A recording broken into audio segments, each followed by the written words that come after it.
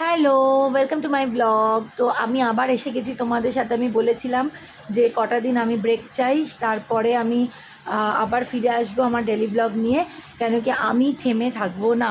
তো আমি জানি তোমাদেরকে আমি লাস্ট ভিডিওটা করে জানিয়েছিলাম যে আমার বারবার ব্লগ করছি আর বারবার ব্রেক হয়ে যাচ্ছে।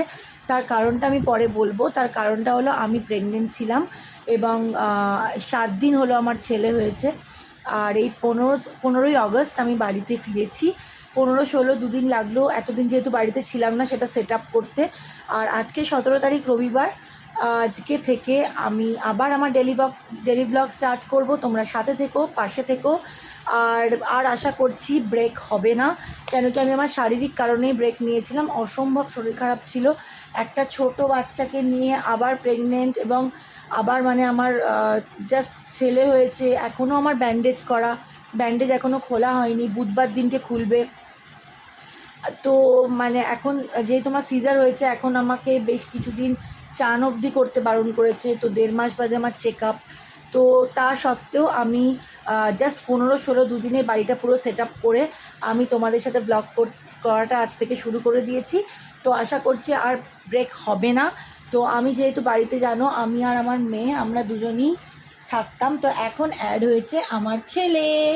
তো আমরা 3 জন এখন দুটোকে একসাথে সামলাতে হচ্ছে, প্লাস সংসারের কাজ এভরিথিং।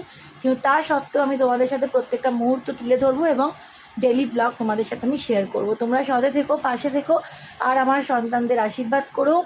তো দেখা হচ্ছে তোমাদের সাথে নেক্সট ব্লগে। তো আর প্রার্থনা করো আর যেন আমার কোনো রকম মিস না হয় ব্লগ। তো আমি তোমাদের সাথে ব্লগ শেয়ার করব। দেখতেই পাচ্ছ কি অবস্থা, জাস্ট হসপিটাল থেকে এসে মুখ চোখের অবস্থা খুব খারাপ। তো সুস্থ হতে টাইম তো লাগবে, কিন্তু আমি বেটার আছি।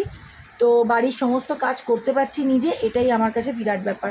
আমি যেই দিন থেকে ফিরেছি হসপিটাল থেকে, সেই দিন থেকে মানে তখন আমার ছেলের 5 দিন বয়স, আমার বাড়িতে ফিরেছি।